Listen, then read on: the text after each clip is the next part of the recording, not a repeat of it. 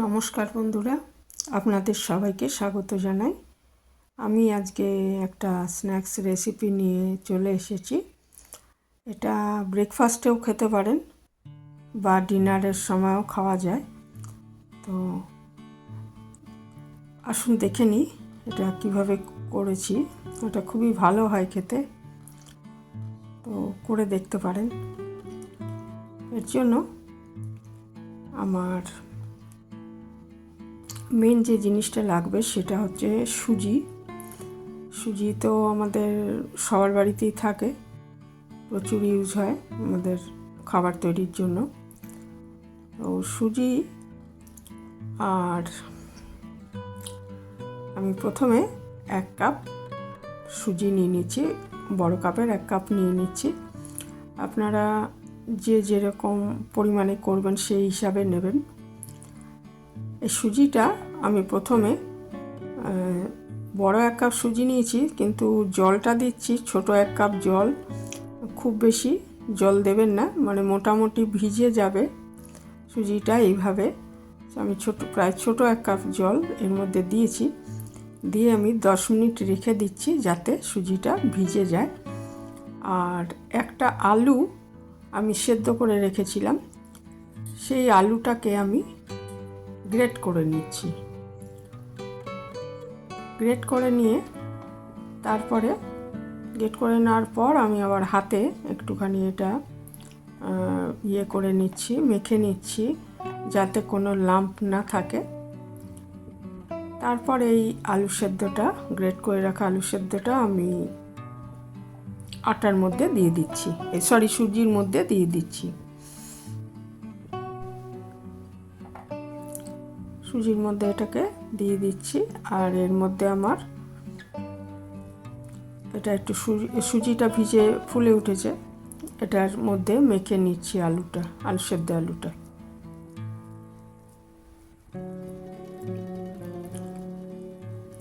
তারপর এর মধ্যে আমি দিয়ে দিচ্ছি পরিমাণ মতো নুন। যেই পরিমাণ করবেন সেই হিসাবে। তো আটা মাখার সময় যে আমরা নুন দিই তার থেকে অবশ্যই বেশি হবে। দিয়ে দিলাম সামান্য হলুদ, একটু চিলি ফ্লেক্স, আর দিচ্ছি একটু চাট মশলা, ছোট 1 চামচ চাট মশলা দিয়ে দিচ্ছি। চাট মশলা না থাকলে আমচুর দিতে পারেন। একটু লাল লঙ্কার গুঁড়ো দিলাম, দিয়ে দিলাম 1 চামচ ভাজা জিরে গুঁড়ো, আর ধনে পাতা দিয়ে দিচ্ছি কিছুটা, দিয়ে এটা ভালো মতো মেখে নিচ্ছি।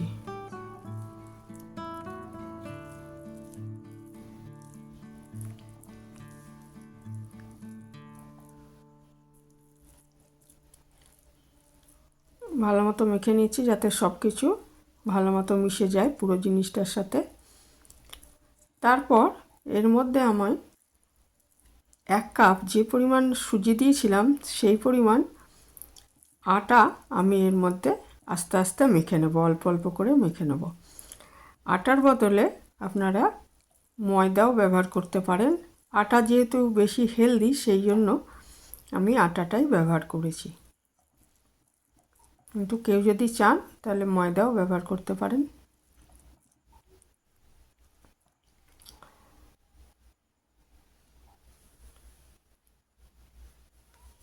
আমি আটা দিয়ে দিলাম, আগে কিছুটা দিয়ে 1 কাপটা পুরোটাই দিলাম না, দিয়ে মেখে নিচ্ছি। এই আটা দিয়ে যে মাখবো এটা দেখুন, সেই প্রথমে জল দিয়েছিলাম, আর কিন্তু একদমই জল দেব না।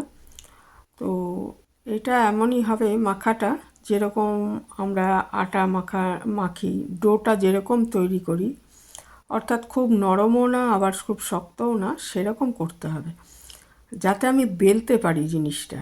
সেইভাবে আমার আটাটা আস্তে আস্তে মিশিয়ে একটা ডো তৈরি করে নিতে হবে।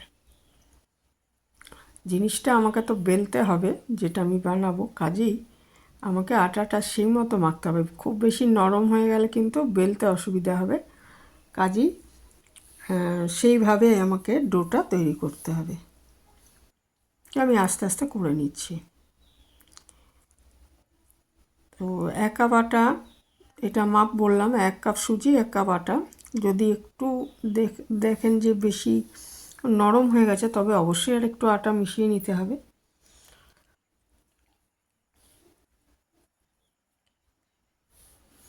আমার দেখুন ডোটা তৈরি হয়ে গেছে। এবারে এটা আমি একটু মানে লুচির থেকে একটু ছোট ইয়েগুলো করেছি, গোলাগুলো করেছি আর কি। সাইজটা ফুচকার থেকে একটু বড়, লুচির থেকে একটু ছোট, এরকম আমি তৈরি করে নিয়েছি গোলাগুলো।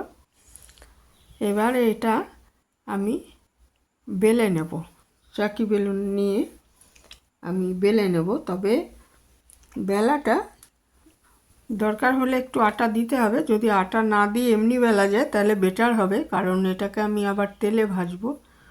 কারণ তাহলে ওই বেশি আটা দিয়ে বেললে কী হবে, আটার গুঁড়োটা তেলে পড়ে ও সেটা পুড়ে যাবে। আর সেই জন্য যদি আটা না দিয়ে বেলা যায় তো বেস্ট হয়, নাহলে খুব সামান্য দিয়ে বেলবেন।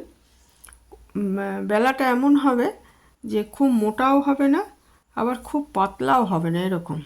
তাহলে জিনিসটা মানে একটু ফুলে উঠবে আর কি, একটু একটু মোটা মোটাই থাকবে। তাহলে এই যে এরকমভাবে আমি বেলে নিয়েছি।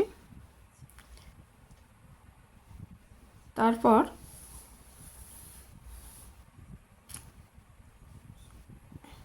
একটা কড়াইতে আমি তেল দিয়ে দিচ্ছি। আপনারা ইচ্ছে করলে যে কোনো সাদা তেলে করতে পারবেন। তো আমি সর্ষের তেল এবং সাদা তেল মিশিয়ে করেছি।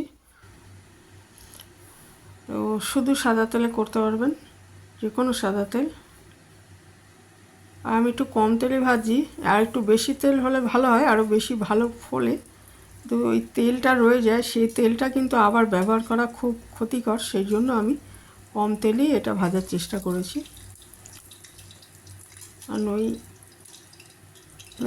তেলটা যে রয়ে যায় সেটা তৎক্ষণাৎ কিছুতে ব্যবহার করলে একরকম, সেই তেলটা রয়ে গেল, সেটা ব্যবহার করলাম, বারবার ব্যবহার করছি, সেই জিনিসটা কিন্তু খুব খারাপ জিনিস।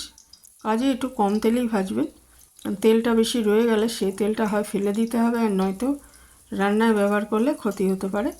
ক্ষতি হতে পারে মানে হয়ই, যে কারণে বাইরের তেলে ভাজা খাওয়া কিন্তু খুব খারাপ। কারণ ওরা প্রচুর তেলে ভাজে, প্রচুর পরিমাণ, সেই তেল তো ফেলে না, পরের দিন ওইটাতেই আবার ভাজে, তারপরের দিন ওইটাতেই ভাজে, এই কারণে সেটায় তেলটা বিষাক্ত পদার্থের সৃষ্টি হয়। তাই এরকম ভাজা কিছু করার সময় আমরা একটু কম তেলেই করার চেষ্টা করবো আর কি, যাতে তেলটা বেশি না থাকে। সেটাই আমাদের স্বাস্থ্যের জন্য ভালো। সেই জন্য আমি না হলে আরও বেশি তেল নিলে আরও এগুলো মানে ভালো মতো ফুলে ওঠে। তো এইভাবে আমি এগুলোকে ভেজে নিচ্ছি।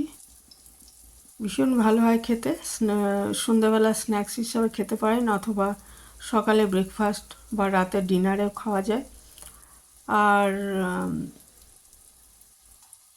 এখানে মোটামুটি হেলদিভাবেই করা হয়েছে জিনিসটা, সবাই খেতে পারে, অসুবিধা নেই। আর সসের সাথে খেতে খুব ভালো লাগে, টমেটো সসের সাথে, অথবা যে কোনো চাটনির সাথে, ধনেপাতার চাটনি বা পুদিনার চাটনির সাথেও ভালো লাগবে খেতে।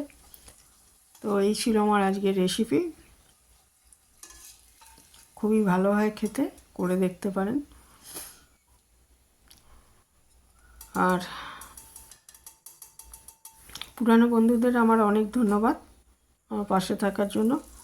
আর নতুন কোনো বন্ধু আর চ্যানেলে এসে থাকলে চ্যানেলটা সাবস্ক্রাইব করার অনুরোধ রইল।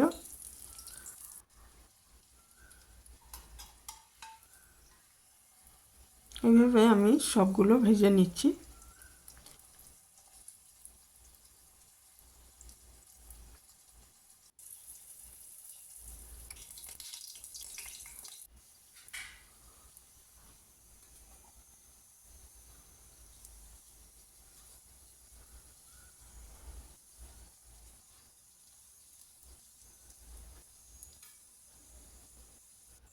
এখানে শেষ করছি, ভালো থাকবেন সবাই।